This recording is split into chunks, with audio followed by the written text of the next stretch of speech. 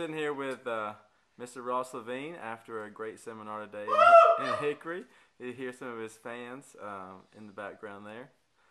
Ross, how was the seminar today? It was pretty good. I was really impressed. The kids really took a lot away from it, especially the younger ones were really, really impressive to me. They picked up all the information very fast, and one of the things I stressed in the seminar was immediate application of what they learned. And when I was watching them spar, they really took a lot of it with them, and I think it's really good. They've got a big future ahead of them. I'm very proud of them. I know they were excited to have you come down. And if you don't know, a lot of students are going to watch this, and people online are going to see this as well. Tell them a little bit about what you've done in the sport of martial arts and some of the things maybe you won this past year. This year was definitely my biggest statistical year. As far as big wins, most people have been watching me and following me, and I guess my biggest highlight, and I can't really say a specific win, but it's been really consistent this year. Beating top-level fighters consistently and convincingly. I've just been training really hard with my instructor, Jody Tension. Big shout-out to him and all my dojo mates, Troy Binns, Justin Jones, Akin Williams, Bobby Wallace, and the rest of the guys at the gym. They've really been helping me out. And it's not really wins for me. It's really wins for all of us when I go out and represent TCK and Team Full Circle, obviously. My coaches, Mike Conroy, and my teammates. And definitely, if you've never been to New York and trained with those guys, it is a very tight-knit group up there. Yep. Fantastic training atmosphere. I know you accredit that for a lot of your success, but what do you think has been a big factor in this year, you being so successful, other than just your training partners? Definitely just my health. The last couple of years, 2009, 2010, have been tough for me health-wise. I've had elbow injuries, knee injuries. I tore my hamstring. I had to sit most of 2010 out. And just having a great physical therapist in the city and sticking to what I'm supposed to be doing. And once I got healthy, I just started a new strength training program in CrossFit, and that's been really, really successful, keeping me strong, keeping me healthy. And I really, honestly, like this year, I just didn't really get hurt. And I've always felt that if I can go a whole year and not have these little nagging injuries, I could really stick to my guns and focus on being consistent. And that's what I was able to do, and I was very successful this year. And after having such a big year this past year, what kind of motivates you to get back out there and do it again this year? Proving that it wasn't a fluke. A lot of people say, oh, you beat Raymond, you beat Jason, you won a diamond ring, you won the WKC. It's just, I'm going to go do it again, and I'm going to do it again and again and again. And that's really what keeps me going is just, we always talk about it, a win lasts for 24 hours and a loss lasts for 24 hours. You take it, you move on, and it's over, right? You're only as good as your last tournament. So right now, as far as I'm concerned, WACO World Championships didn't go as well as I wanted. I got to wait until 2013 for that again. But, I made some history this year at the Warrior Cup. I got my 6th Warrior Cup, and I'm just going to try and keep that going. I want to just stay consistent and stay training hard and focusing and keep on beating top names whenever they show up. I don't know, today at the seminar we had the mask that came out. I know you guys are kind of known for some of your different training methods and definitely for your cardio. What are some things you're doing outside of the dojo to stay in shape and to stay on that next level? Like I mentioned, I'm a really big advocate of CrossFit. I talked about that in the dojo. I've got some great training partners.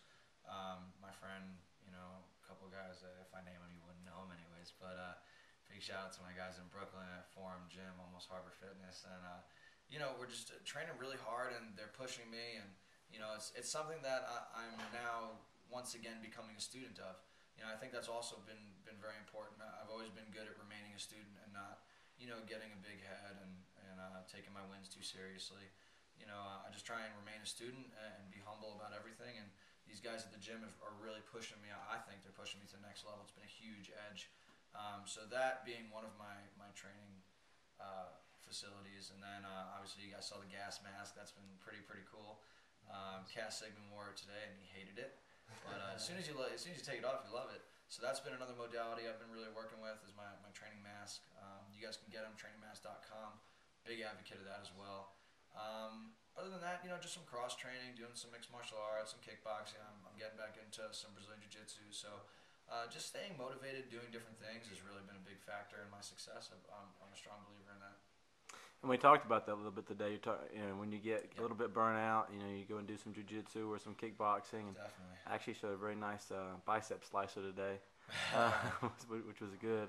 What things are you doing outside of the dojo to kind of keep you, you know, motivated inside, like for fun? Like what is Russell Levine going and doing? Obviously, the weightlifting. I love teaching, but that's in the dojo. You know, it's hard because between school and karate, that's really my life right now. Until I hit grad school coming up soon, you know, there's not much else for me to do. You know, I spend time with my girlfriend, and you know, I have a lot of fun with that, and just certain things that take my mind off of karate. This way, when I get back to it, I'm ready to go, and I'm excited for it. I always find myself excited to go and work out, whether it's 5:45 in the morning. You know, everyone's got a sourpuss on, and I'm always pretty happy to be in the dojo training. Whether I get my butt kicked in the dojo, I'm always happy and eager to get back there the next day. Or whether I'm teaching my students and you know, introducing them to some new things. So other than that, you know, I love playing football, watching football. I try and stay away from the physical football right now. Obviously, I don't want to, you know, take any more injuries. But you know, anything that you can really do, in my opinion, that's going to keep you happy and excited for as soon as you get back and keep you eager to train, I think it's going to be helpful. You know, I hear a lot of people, especially online, are always talking about the negative part of the sport, and that sport karate is dying and that kind of thing. And honestly, I think it's doing well, and I think there's a lot of positives that are in the sport. And I know you're somebody that's traveled on all the circuits. What do you see in sport karate that's positive right now? You know, it's hard. With every positive comes a negative, and I think the big problem is you can't make everybody happy, and everyone is just trying so hard to just make everybody happy. Everyone wants to create a new league and say, we're the best, and we're going to have the best rules and do this and that. It's just, you know, you can't make everybody happy. You know, people that like NBL, they like NBL for certain reasons, and people that like NASCA for certain reasons, and unfortunately, the promoters of those leagues don't get along anymore, and they can't just put it all together and make one big happy family. But at the same time, I think the diversity in our leagues is kind of helpful to us because it kind of gives us that thing to look for. You know, I look forward to a good friend of mine, Apple, she's promoting a tournament in Vegas, and we're trying to get some set fights, and she's very active in grabbing some NASCA fighters and having set fights with NBL fighters. Right now, as long as my schedule permits, I'm having a set fight with Brian Young, so big ups to Apple for setting that up in Vegas, so make sure you guys go out to that. It's the Sin City Rumble, so that's going to be, I believe, in August. You know, and there's certain promoters that are, no matter what league, are just very, very progressive. You know, people like Roy Baker in the Irish Open. You know, the Diamond Nationals, the US several promoters out there that are really good for the sport. And I think people like that are going to take it a long way. Charlie Lane's another one. Bill Viola's another one. You know, we got a lot of good people in the sport, and those people need to shine. And I think if I can give some people advice, Richard Plowden with the WKC was a great event last year as well. You know, stop supporting the leagues. Support the tournaments that you feel are going to benefit you and benefit the sport. I think a lot of times, and Mr. Tension says this a lot, that the league and the tournament is becoming bigger than the player. You know, and the promoter, and winning the Diamond Nationals, you know, to some people is, well, if I won the Diamond Nationals but nobody showed up, I still won the Diamond Nationals, you know. People care more about winning a specific tournament for the name of the tournament rather than beating Raymond Daniels, beating Jason Tanks, and beating myself, you know, and I think that's the problem with the sport. And, you know, the positives right now are we have a lot of good people in the sport, and we need to support those people. Very well said. And to close it out, I know we've been interviewing you for a little while. Don't know how much longer Cass can hold out over here. We'll do just a real quick fire. You tell me the first thing that comes in your head. Okay. Just have a little bit of fun here for the very end. Sure. Favorite fighter? Johnny Tension, obviously. Best fighter of all time? Pedro Xavier. Favorite technique? Sidekick. Toughest opponent? Trevor Nash. Toughest do you mean hardest for me to deal with, or toughest as in physically tough? Let's do both. All right, my hardest fight to date, I mean, aside from obviously Jody and Raymond, who I've fought numerous times, but Trevor's one of the few I've never beaten. So toughest fights for me: Trevor Nash, Jack Felton. Still not crossed off my list, but hopefully soon. Come back out, guys. And that physically toughest, man, Damon Gilbert is a physically tough dude. Big ups to Damon. The best team right now besides Full Circle? Full Circle. Best team besides Full Circle, TCK Warriors.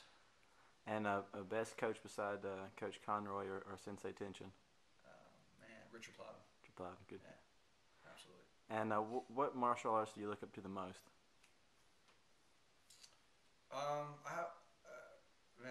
I'd have to give some multiple answers. I really look up to Akin Williams. He's been a big believer in me for a very long time. Jotty's like a brother to me. Honestly, a lot of my students, I admire a lot of my students for the things that they go through on a regular basis, and whether they know it or not, they push me in several different ways, and I hope they continue to grow and prosper as martial artists. Mr. Plowden's been a really good confidant to me the last year or so. He's really been keeping after me and looking after me. My teammates, obviously, are big inspirations to me as well. So, definitely a lot of people have a lot of influence in me and my success and my growth as a person and a martial artist. Person first. And who do you look up to outside of martial arts? My brother, definitely. My brother's done a lot. My brother's one of the only people that I know who have, said they wanted to do something since he was a little boy and stuck his guns the whole way through. Always talked about wanting to be a doctor. Went away to school, went away to med school, graduated, got married. He's doing very well now in South Carolina, working in a hospital. So, way to go, Josh. Love you. And keep up the good work. And definitely look up to him. He's very successful, and the sky's the limit for him. And I hope to follow in his footsteps in many ways. And where do we see Ross Levine in 5 years? I don't know. Hopefully, my plan is right now to go to graduate school for physical therapy, get my doctorate degree, and I would love to work for a professional team. If that doesn't work out, I can see myself owning my own practice, owning a karate school, owning a gym, intertwining some things. And as far as the martial arts world, I really can't say. It's really up to my schedule and what dictates that. I can promise you guys I'll never stop training, never stop teaching, and hopefully still have some influence in the sport. And, we don't know. I still have a couple goals. I would like to get a Wako World Championship. I'd like to get a Wako Pro World title. Most people don't hold those in such high regard anymore, but I still think it's a very legitimate championship. So, we'll see. We'll see what time. All right, and final question: is there any advice you could give anybody out there about training or competing? And then, of course, how they can get in contact with you to come down to a seminar, private lessons, anything like that. Absolutely. I think my best advice, as far as if you're a competitor, I know we always kind of say it's cliche. It's not always about winning and losing, and I don't totally agree with that. It is, obviously, if you're going to be a competitor, you want to be a winner. Everybody wants to win.